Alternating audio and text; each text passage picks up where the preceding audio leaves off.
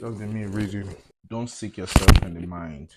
I feel that there is still a great deal I need to learn about the workings of my mind before I can get anywhere near full consciousness or spiritual enlightenment. So, I need my reading is bad, I'm sorry. So, moving deeply into the now, don't seek yourself in the mind. I feel that there is a great deal I need to learn about the workings of my mind before I can get anywhere near full consciousness or spiritual enlightenment. No, you don't. The problem of the mind cannot be solved on the level of the mind. Once you have understood the basic dysfunction, there isn't really much else that you need to learn or understand.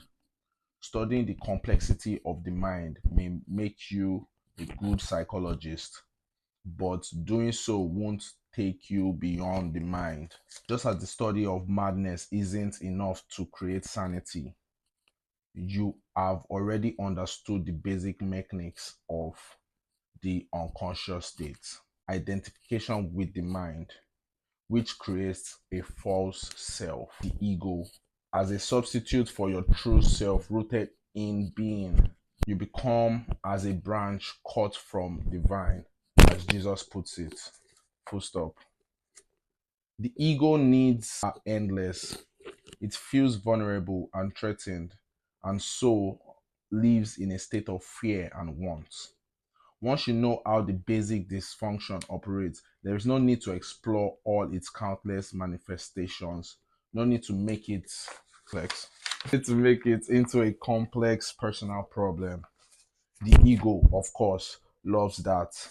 It is always seeking for something to attach itself to in order to uphold and strengthen its real sense of self, and it will readily attach itself to your problems.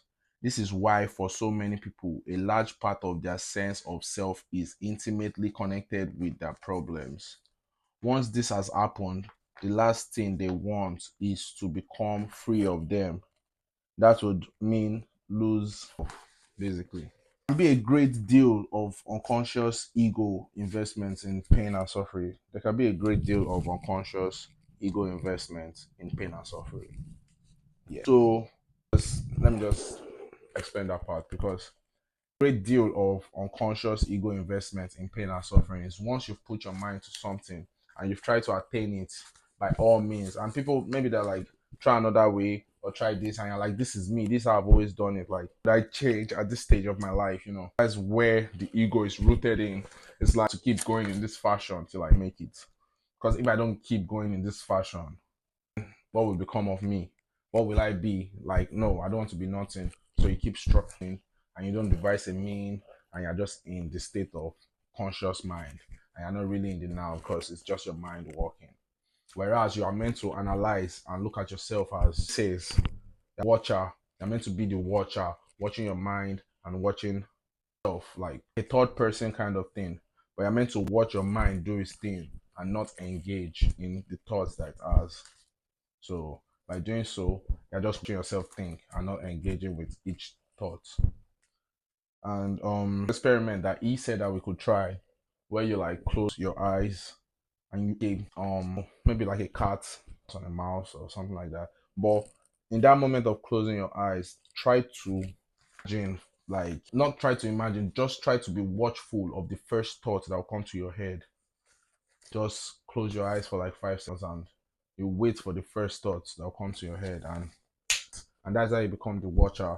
So once you've done that, you already have the ability to shape the mind. Anything else you do after that is you're just complicating it, and that's what the mind wants. It wants you to rabble, go round and round. So the delusion of time seems almost impossible to disassociate from the mind. We are all immersed in it. How do you teach a fish to fly? Key. End the delusion of time. Time and mind are inseparable. Remove time from the mind and it stops. Choose to use it. That's what I was saying. Remove time from the mind to just stop. Like when Audrey and like what was pressuring us to do our assignment, to do everything. If not, if there was no deadline, if there was nothing, we wouldn't really do it. But just push mind in a of way. Obviously, time. So the mind is connected to time. So it's working in that structure. So remove time from the mind and it stops unless you choose to use it. Yeah, true. Fired with your mind is to be trapped in time. The compulsion to live almost exclusively through memory and anticipation. This creates an endless preoccupation with the past and future and an unwillingness to honor and acknowledge the present moment and allow it to be. Confusion arises because the past gives you an identity and the future holds the promise of salvation or fulfillment in whatever form. Both are illusions. Without a sense of time, how would we function in this world? There would be no to strive for. I wouldn't even know who I am. Read it again. Yeah, feel about illusion. It's just the now. So it's in the sense of time. How would we function in this world? There will be no goals to strive towards anymore. I wouldn't know who I am. It makes me who I am today. I think time is something very precious and we need to learn to use it wisely rather than waste it. Time isn't precious at all. It's an illusion. What you perceive as precious is not time, but the one point that is out of time, the now. Because indeed, the more you are focused on time, past and future, the more you miss the now, the most precious thing there is. Bro, precious thing. Firstly, because it is the only thing. Is the internal presence is the space within which your whole life unfolds. The one factor that remains constant, life is now. Ever a time when your life was not now, nor will there ever be. Secondly, this is the only point that you can take beyond the limited confines of the mind, which is very true. Only point of access into the timeless and formless realm of being, which is what I'm doing right here. I'm being. So this book usually has a little stuff that we're meant to stop at.